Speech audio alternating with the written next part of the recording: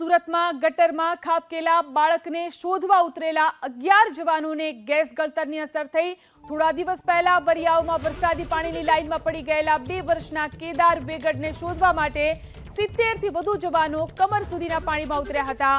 આ પૈકી 11 કર્મીઓને ઝેરી ગેસ અને ગંદા પાણીની નાની મોટી અસર થઈ હતી, જેમાં એક અધિકારીને મગજ અને હાર્ટ સુધી ગેસની અસર થઈ જતા રજા મૂકીને સારવાર લેવાની ફરજ પડી છે, તો અન્યને આંખે સોજો આવી ગયો છે। સુરતમાં ગટરમાં ખાબકેલા બાળકને શોધવા ઉતરેલા 11 જવાનોને ગેસ ગળતરની અસર થઈ। થોડા દિવસ પહેલા વરિયાઓમાં વરસાદી પાણીની લાઇનમાં પડી ગયેલા 2 વર્ષના કેદાર બેગડને શોધવા માટે 70 થી વધુ જવાનો કમર સુધીના પાણીમાં ઉતર્યા હતા।